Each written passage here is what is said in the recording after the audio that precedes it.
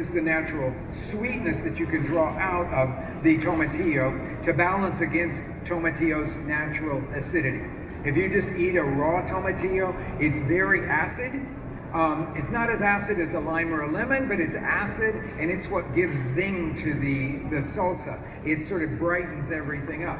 So when you roast tomatillos, it's a very simple process. And to tell you the truth, when I'm cooking at home, I have a little toaster oven on my countertop, and I just roast them in the toaster oven, just put it on broil. After about 5 or 6 minutes, they will blacken and blister on the top. Go in there, flip them over, and let them roast for another 5 or 6 minutes until they're completely soft. They will lose their bright green color, and they will become an olive green color. That is just natural. That's what happens.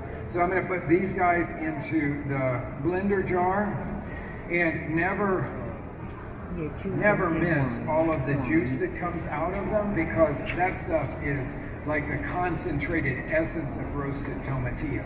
So you really need to have that part of it. Then the second thing that we're going to put in there will be roasted garlic. Now, you could do the quick blanching as I did before, but for this one, I've gone the whole way to dry roasting. Where it takes 1 minute to do the quick blanching, this takes about 15 minutes over medium heat, but it's very straightforward. Break a head of garlic apart, and you put the garlic into the pan, a dry pan, and you just turn it every couple of minutes until the cloves are completely soft. You'll know when they're ready when you can mush them back and forth between your fingers. Once they cool off, the papery skin, which is on there to protect them when they're roasting, just comes right off. It'll just separate itself from the garlic clove. So I've got a whole bunch of roasted and peeled garlic here. So that will go in there, and now to the smoky dried chili. There's a real specific one that is used in Mexico City a lot of times, which is the cousin of what I'm using here, and it's one we don't get here in the States at all. I'm not sure why, but this is when you talk about chipotle chilies, and everybody's heard the word chipotle, not everybody knows what it means, but they've certainly either heard of or eaten at something that's called chipotle, and that is a smoke-dried jalapeno. So when the jalapeno is on its bush, it will go from green to red, and then you can pull it off and you can dry it. In the old days, because the flesh of jalapenos is so thick, they wouldn't dry without molding on the inside. It just took too long. So the indigenous population of Mexico, thousands of years ago, realized that they could force dry these chilies. And the way they did it was to dig a hole, and they would put some coals down in that hole, build a fire in there, but let it go to coals, put a palm mat on top, then just spread out the red ripe jalapenos. Sun would beat down from the top, this gentle heat would come up from the bottom to force dry them, but at the same time, that heat was from live fire, so it smoked them. So chipotle in the ancient Aztec language means smoked chili. So you can always keep that in your mind.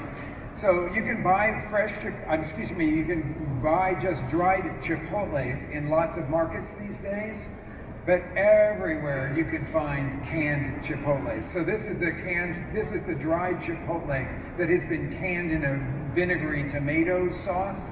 So you can just pull this thing pull a few of these out and use it for making your salsa. And the rest of them will stay for quite a while in your refrigerator. I just transfer it to a different container and put a top on it. And I keep them for several months in my refrigerator because there's vinegar and salt in this as well. Okay, so these are the toasted and dried chipotles, soaked for about 30 minutes or so in hot tap water, and then I'm just going to put those into the blender jar and start this up, and then we'll see what we get here. So it starts off as a green salsa because of the tomatillos, and it ends up as an orange salsa because of the chilies that are being worked into this. So my next step is to get the right consistency on it and season it. So I'm going to go ahead and give it some salt first, because I know it's going to need that much salt. And then I'm going to give it a little taste here to see what the texture of it is and to see how acidic it is. So it's really acidic. So for that, I would balance it with just a tiny pinch of sugar. Not much at all. You don't want it to taste sweet. You just want to balance that natural, the natural acidity that it has. And it seems just a touch